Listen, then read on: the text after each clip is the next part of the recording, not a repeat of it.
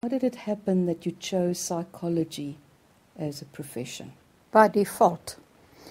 Default in the sense that I wanted to be a lawyer. My dad said, you haven't got the intelligence, but you're going to university.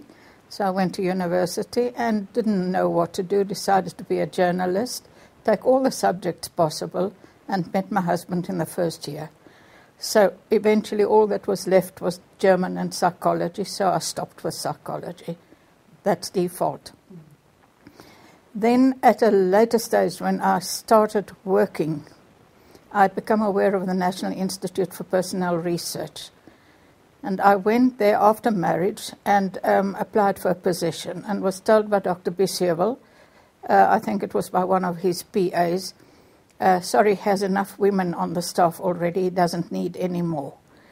So I then went with my husband to Northern Natal and became a teacher and eventually came back again. And before that, I also was a SGWTA at Building Research. Building Research, SWTA, is a special grade woman's technical assistant. And with your bachelor's degree, you were allowed to make tea, you were allowed to empty the baskets when there's paper, and you were allowed to do filing and photostatting. Eventually, I made it to become the director's PA. And then I went with my husband to Northern Natal, where I was a teacher.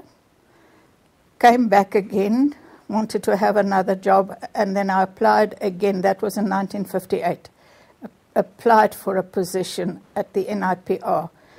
And this time it was interesting because then I was accepted for an interview after having done certain psychological tests. I was interviewed by Dr. Lucian Cortes. I'm never quite sure what nationality he was. Anything from Cypriot to whatever. And I also had a stress interview by Henry Fabian. Now that, I think, was to my benefit, because Lucian Cortes came to me after I'd done certain tests and said to me, how is it possible that you only did mathematics up to standard 8? Because you enjoy dealing with numbers. I said to him, I just was never a good student. And Henry Fabian tackled me on the fact that how could I want to work when I have children and I should be at home. And the more he started tackling me on that, the more I became aggressive. As far as I could understand, the purpose was to determine how far can we push this woman before she capitulates. Because remember, I come from a period where women were expected to be more secretaries and PAs, and I wanted a position as a researcher. So the stress interview was to see to what extent, when will she capitulate? The way in which Henry Fabian dealt with it was, instead of getting up and addressing me, saying welcome or anything, he sat behind the desk and he said, when I opened the door, he said, sit there, which is fine. Then you sit there. Then he started talking, now why do you want to work? You're a woman, you're married, you've got children, why do you want to work? So why do I want to work? Then he would start off on, do you know what's going to happen to your children when you're not there to care for them? All the typical things that traditionally from a culture in that particular stage was expected of a woman. But I was not worried because I just wasn't a general mill-of-the-run woman. So you actually challenged him? Yes. Told him that it's my choice. If I want to work, that's my choice. It's not for him to determine if I have the qualities that they need. They're very welcome to appoint me, but if they don't want me, just tell me. And then thereafter I saw Dr. Cortes. And Dr. Cortes, he was a very, very nice man. He only asked, why didn't you go on with mathematics? And he said, fine, when can you start? And the years at the NIPR, those must have been absolutely unique years. Would you like to tell us about your experience there? I started work. I was appointed by Dr. Cortes, and then I fell into the most deadly, monotonous work that you could wish for. It was doing assessments on issues that didn't interest me. It dealt with, amongst others, developing a job evaluation system, which was not anything to do with people. It had to deal with the issues. It dealt with having to, amongst others, do predetermined motion time standards, which meant filming actions, movements made by people, and eventually by video, identifying it frame by frame by frame to determine how long does it take to pick up one little picture, one little thing, and put it to one side and then the other one. But on the other hand, I gained knowledge about what else was going on within the NIPR. And eventually I had the luck that I could use the boring work of predetermined motion time standards as my master's degree and to work under the supervision of Simon Biesheuvel. And that, I think, opened doors for me because he was an unbelievable tutor. He would call me in and he would tell me, you want to do your master's? Why do you want to do your master's? And you couldn't just come with platitudes. You had to have good reasons. And then he would say, now, if that is what you want to do, how are you going to do it? And he had such blue eyes. And those blue eyes were very critical. And he really forced you into clarifying your thoughts while sitting on the other side of that desk. And similarly, as the study progressed, he would from time to time call me in and say, how far are you now? And what do you hope to achieve from this? So he basically, I would say, taught me how to do research. So he's, as far as I'm concerned, one of the most important factors in my life there. Another one that I had was Lucian Cortes, who, in his own specific way, assisted me to grow in self-esteem. What was unique about the NIPR? The initial creation of the NIPR is in itself very interesting. During the Second World War, the then Minister of Defense requested Colonel Jopie Van Rooyen to develop a department for assessment of pilots. And they decided that they would look at some work that had been done in France, where there had been some assessment, and they also involved Professor Biesheuvel to assist in identifying the potential. Some work had also been done at Pretoria University, but it was also determined that the work that was done at Pretoria University is but part of it, psychometric testing, because they wanted to know more about maturity and being able to take chances and how would they deal with stress and so on. So Simon Biesheuvel came in and he, amongst others, contributed by developing an assessment center approach. The assessment center, which was then, you did some psychological testing and thereafter they were put into different type of practical situations, exercises, team developments, things like that. And through that they could then identify the individuals they have in front of them and see to what extent do they need further development. And this then also led to the development of the NIPR, because in 1946, that was after the end of the Second World War, 1946, it was decided that they needed to develop an institute looking at personnel and personality research to be part of the Council for Scientific and Industrial Research.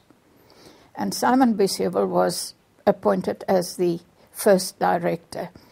Now, again, the important part of the NIPR was the fact that whereas the CSIR was primarily funded by state, the NIPR was given money to ensure that the administrative aspects were funded. But to a very large extent, research had to become self-supportive. Not immediately, because you had certain research like the EEG departments and so on, where there was basic research. But the NIPR, then under leadership of Professor Bissievel, started with practical work. You had, for instance, research done on different cultures by Jetta Glass and Sally Hall. How do you identify different cultures? You had work done by Mandy Castle and others on intellectual abilities of people deep in Knysna, where they were isolated. You had very fascinating work done by Dr. Hudson on training less literate people in the mines, where they used posters. And one that stuck in my mind was where you saw a person climbing a ladder, which was seen as dangerous. But in the poster, the person had one full leg and the other one was bent as he was climbing the ladders. And the people saw that man as disadvantaged in the sense he'd lost a leg. So there were a number of different aspects of work that combined, on the one hand, research, and combined, on the other hand, practical application. That's why we were involved in job evaluation, because it was identified as a need that the outside world had, and we had to come in. What was the nature of psychology during those years? You had a number of people who were very highly qualified, and you had a number of people who were scarcely literate. So there was a lot of research being done to develop tests, identifying potential, which was not always easy because they couldn't read and write. You had a lot of work that was being done in terms of training, which was sometimes done using videos. But then the problem is that the people who came in to be trained by looking at videos often had not had any food because they came from a disadvantaged group.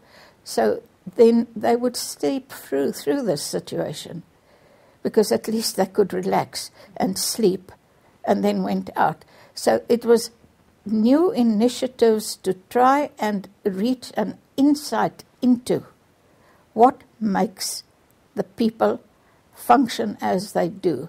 And I think that was typical of Dr. Bissievel, because his initial work that he did basically aimed at assessment of your less literate, your totally illiterate people, trying to determine, do we have intellectual problems or is it merely disadvantaged problems? Having worked at the NIPR, please tell us more about your years working for Dr. Bissievel and the kind of work that you did at the NIPR. I think the important thing was that he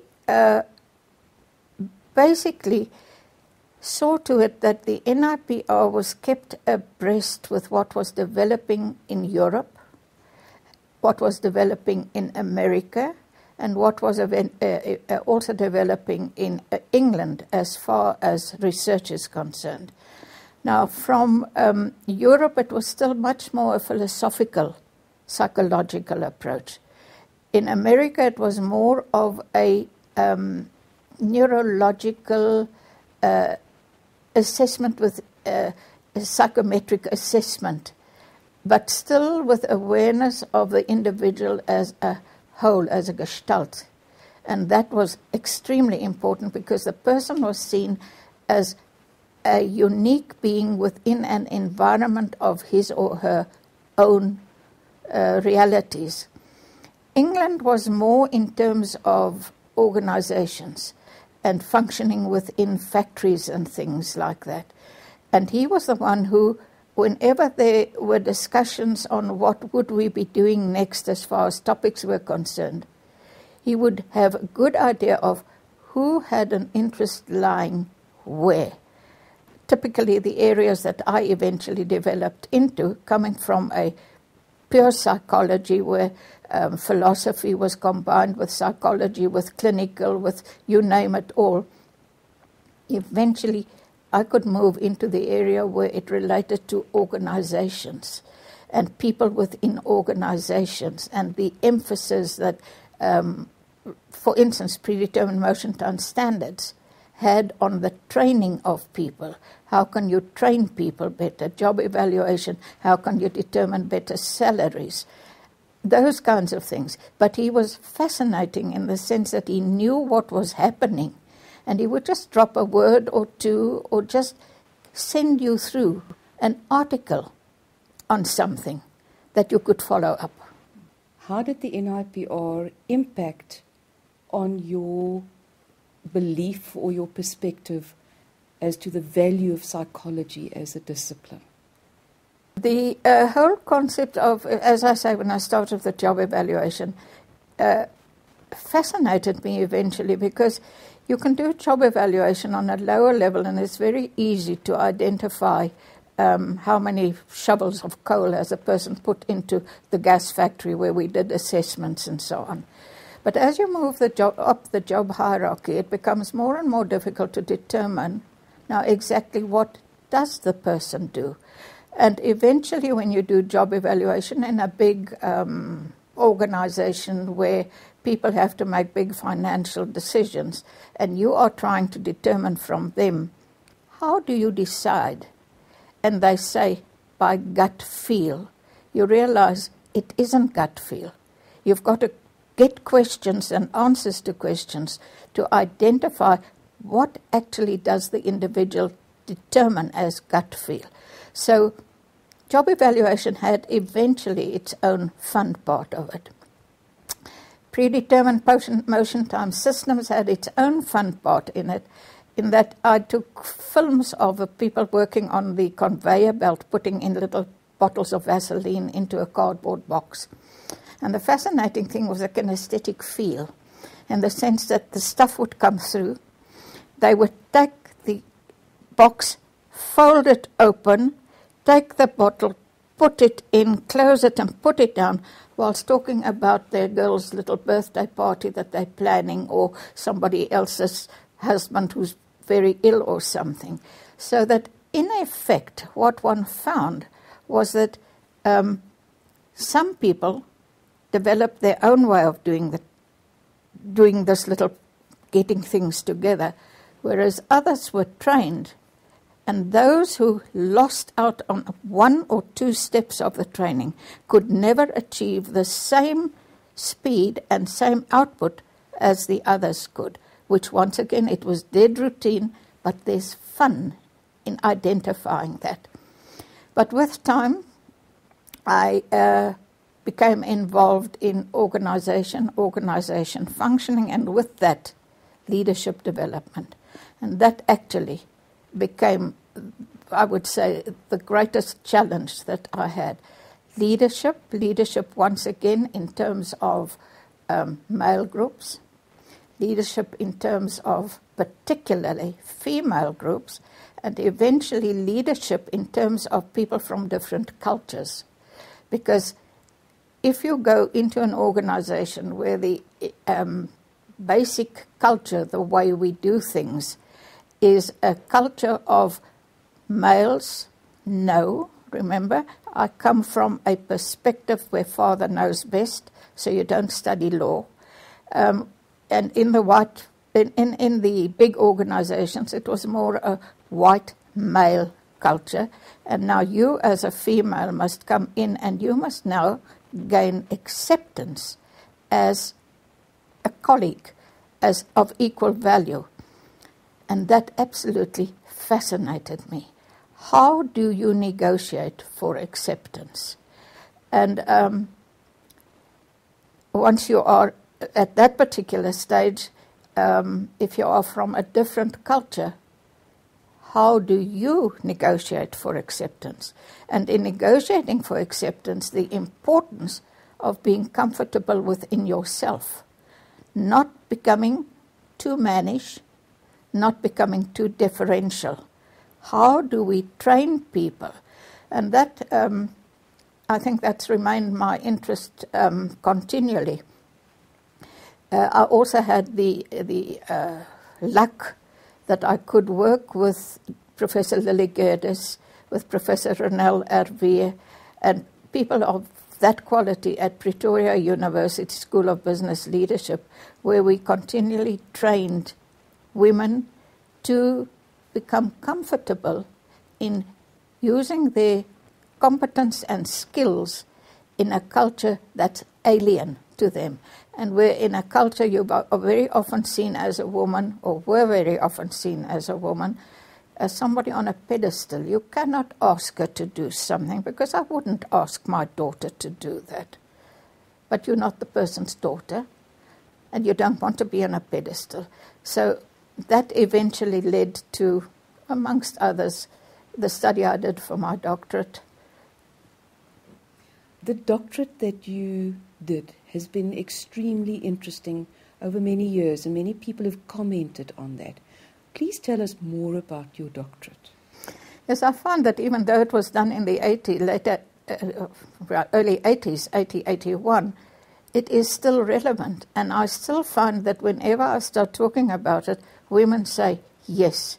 But may I interject here and say one of the biggest worries I had was that my esteemed colleague, Professor Johan Schippers, was chosen as my external examiner. And I knew how good he is with psychometrics and how very good he is with mathematics, and that I had over the years had a steep learning curve because of my lack of psychometrics. Fine, what was the study done? Initially I wanted to do a study about female decision making. And I went to my one professor in Pretoria University and said, I want to do a study on that. And the professor said, it's too wide. Bring it down to reality. And I went home and I said to my husband, let's have a baby instead. So we had a baby instead. But then the germ was sown and I wanted to have a doctorate. And then I decided I wanted to do it on female career commitment. What makes a woman coming from a different culture, what makes that woman stick to what she wants to do in creating a career? And I had Professor Gerdes who guided me in this. But then, by the time I had developed my plan of action, she was on a sabbatical. And she had passed me over to another colleague of hers who was a man, and he really couldn't see, why couldn't I take women who work and compare them with women who stay at home? And I was saying to him that not all women who stay at home do not want to have a career, and not all women who have to work have a career. So then I decided I'll do my own thing, which I then did, and I developed it, and with the cooperation at the NIPR, I could do a case study on 112 women, each of them a separate case study. And again, when Lily Gerdes came back from her sabbatical and she phoned me and said, now what has happened? I said, well, it's done. And then she assisted me in doing what needed to be done from a university perspective to get it. But it basically is still relevant because it looks at personality. We didn't have many psychometric tests at that stage that I thought would be very relevant. Looked at psychometrics, but it also did an omnibus assessment of the different life stages that women go through when they are young, without children, and they can go into a career. And I chose women from the CSIR because they were, they at least had indicated they wanted more than matric. They had at least 1 to 2 degrees. So they indicated that they wanted to do a career, and when they were young without children, the sky was the limit. If a man can do it, I can do it quite easily. Then when the kids come, boy, is it difficult. But some of them have a personality profile, if I can call it that, which says any obstacle can be challenged, and they would be able to do it, whereas others just were in doom and gloom because it was so difficult. And then at a certain stage, where I also did a little bit of a comparison with the life stages of men, then comes a stage where the man says, I've got this lifetime behind me of working, I would like to relax. And that is a stage where most women, if they are married, can say the kids are out. Now I want to be selectively selfish in terms of the work that I want to do. And those who are career committed then go for it. And then they have a bit of problem if the husband says, I'm retiring, and she says, I don't want to retire. So it brings you to decision making, it brings you to conflict. But for women who are not married, I also identified the implications of the biological clock. I can always remember there was one candidate, one person who had a doctorate in physics, and she was working on polyesters or polymesters, whatever it's called, and she wanted to drop it all. She wanted to start a creche. She says, and she can remember, she said to herself, okay, I'm just going for one long tour to Europe. And she could remember where she was walking in Paris, in France, where she said to herself, well, what are you running away? Why do you want to start a creche? So she came back and went on with what she did and became very well known for the work she did. Now, that is the kind of thing that again indicated to me my initial interest in psychology, the fact that we are similar and we have such unique dissimilarities. And that has kept me going, because ever since then I have been, in the NIPR I moved up into the executive. I had my own departments that I had to manage, but my particular interest remained in women in leadership. And what I find these days when I do training, and I'm still involved in female leadership development, I find that very often women come at times in a feeling of social psychological marginality.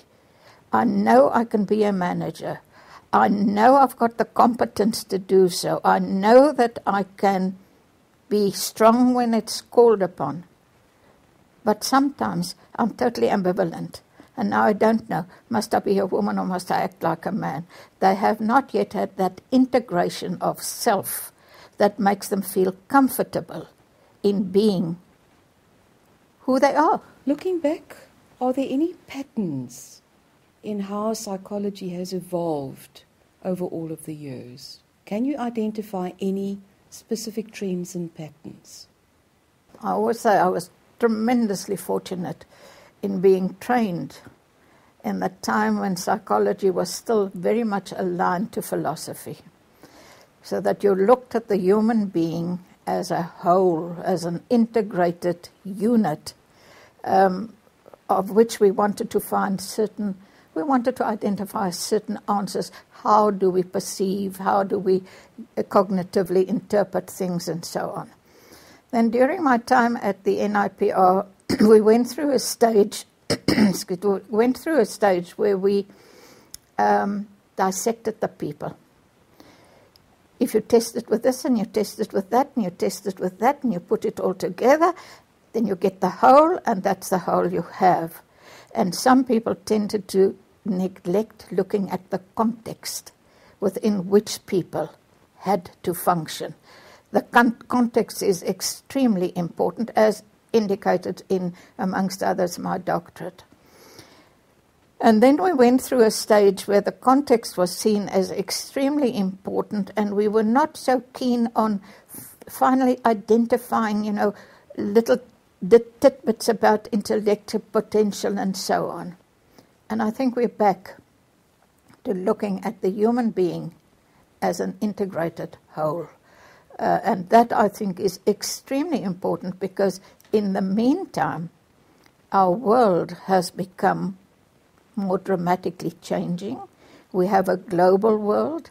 We have a world within the economic situation at the moment where people are suddenly confronted by the unbelievable that I can't have a job. I don't know where to find a job. Or where I thought that I was safe for the rest of my life until I retired, and suddenly it's not there. And once again, one has to start looking at other aspects. Now, how do they deal with stress? How do they deal with ambiguity? To what extent can the people handle it? Typical example. During one of the leadership trainings at the Pretoria University, we had a group of men. And the challenge was put to them, you are in a senior position and suddenly you are told that you won't have a job tomorrow. How do you react to that? And 2 men were chosen to give their choice. They were chosen before the question was put. And the one particular man said, I'm devastated. How am I going to tell my wife? What am I going to do? How am I going to deal with it? Whereas the other one said, it's terrible, but boy, I'm going to see to what extent can I now do that I've always wanted to do.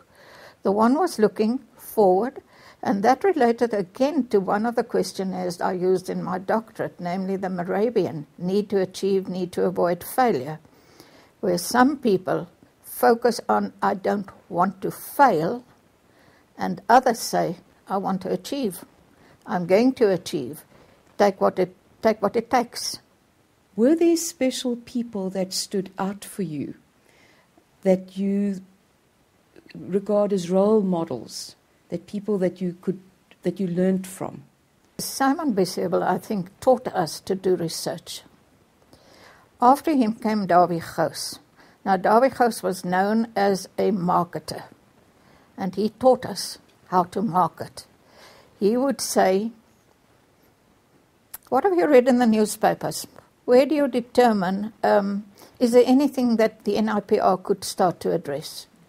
Alternatively, go up the streets, go to clients, say what are their needs, how can we help you? Now that was in itself unbelievably valuable because it forced us to make our research practical. We had to know and to work in cooperation with the client. Which sometimes meant that the client said, I want job evaluation. And we would talk and say, do you really know you don't need job evaluation, but what your needs are X, Y, and Z. That you can do yourself, but that, in effect, we will be able to assist you with. And in that we built a trust relationship with our clients. Then, given that Dawie Gous gave us a lot of freedom to do what we thought we needed to do and could do, we did start to unravel a bit in the sense that each department was doing his own thing, and sometimes we would vie for clients or even vie for researchers to be able to assist us. And then came Dawie Forster. Now, Dawie Forster was a bureaucrat. He was unbelievably good in creating structures. He was unbelievably good in keeping us to toe the line. So he had a tremendous value in creating the NIPR to move into a second stage organization, to move away from the entrepreneurial stage, to move into the pre-bureaucratic, but eventually the more bureaucratic stage. And then by Act of Parliament, it was decided that the NIPR should not reside any longer with the CSIR, but that we should become part of the HSRC, which in itself was very interesting because we had 2 totally different cultures. HSRC is a bureaucratic structure based, at that stage it was based specifically more on the educational performance perspective, whereas the CSIR, the NIPR was based on the CSIR perspective of You must work with your client to earn the money you need to keep going. Initially, we were all against it, but we realized there's nothing else that we could do, because by the same Act of Parliament it was decided that research would then be done by universities, no longer by the NIPR. And whatever research by the NIPR could be done within the HSRC. And I think that led to a little bit of problems within the NIPR, that people who really wanted to do research moved out. And then we had, as the next director, and I'm not quite sure whether this took part in Gordon Nelson's time or not, I'm not quite sure, this Act of Parliament. But Gordon Nelson then came, and he was the first director that was appointed from within. And Gordon was interested in brain and the way brain worked and epilepsy and things like that. And he allowed us a lot of freedom once again. But in the meantime, it was now a question of to what extent would you find subdivisions functioning as entrepreneurs and others more in a bureaucratic structure. And eventually, Ricky Mauer came.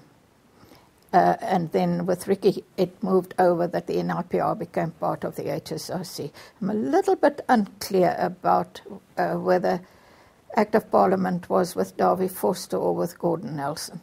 You actually retired twice. Please give us more information in that regard. How did that happen? Yes, I retired twice.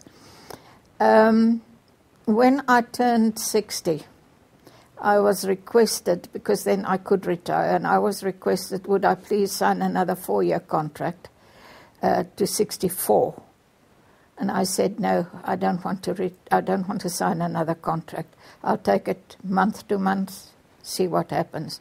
At that stage, I had often been asked to present papers overseas, and I was once again asked to present a paper which I had not budgeted for, but I'd luckily budgeted for one of my managers to attend, and I told her, go overseas, identify how can we get the Myers-Briggs type indicator for the HSRC. And she came back and she said, they say the only way in which you can get that product is to attend a international distributors meeting. And that takes place in France, in Paris, at a specific date. So I said to her, well, then we have to go. And I went to the powers that be at the HSRC, and I said, may we have money? And they said, we haven't budgeted for it. And I said, well, this is too good a thing to let go. And I said to her, I'll take my money and the two of us go. Went to France, and being impulsive as I am, tried to get contact with them in the hotel, which was very expensive. And they just wouldn't answer the telephone. Eventually, I got them on the phone, and I said, we're here, and we want to talk about getting the distributing rights for the HSRC. And they said, you may join us at a cocktail party. So I went up to the cocktail party and started talking, and the first question they asked is, does the HSRC get money from the regime? And I had to say yes. And they said, then by law, California's law, we are not allowed to let you have the right. And I thought, I'm not wasting money, and I can retire. So I said to them, will you give it to me in my private capacity? And they said, submit a business plan. Now, I'd never submitted a business plan before. I theoretically knew how to do it, but to do it in practicality is a little bit different. So we came back, and I went to the director of the NIPR and to the president of the HSRC, and I said to them, this has happened. And I am now going to retire because I can.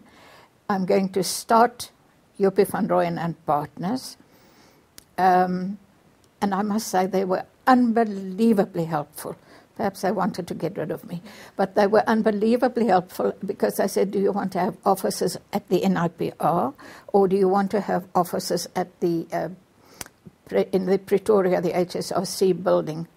And I said it would be very funny if I suddenly have my own business, but I still reside at those two. And this is where I then submitted a business plan, and I was accepted. And then I asked Jopie de Beer to share with me.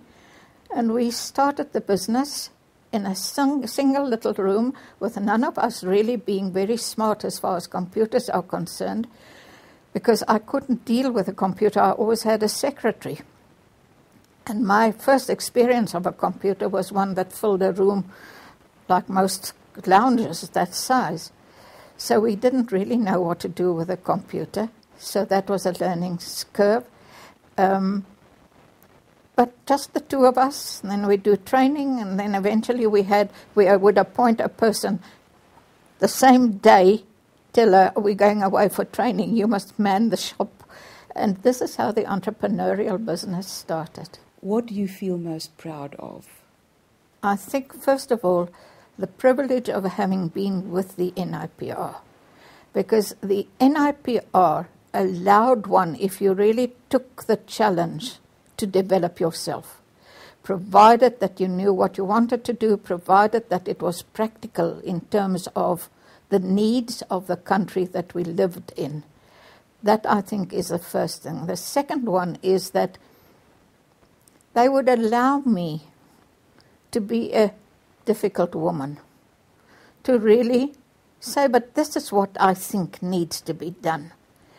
It allowed me to get experience of how the people that I managed sometimes had the anxieties when they had to present possible tasks that they could do research on, when they had to present that to other managers who were more critical, and how I could assist them to bypass that criticism, to be able to handle it, to be able to deal with it themselves and grow in the process.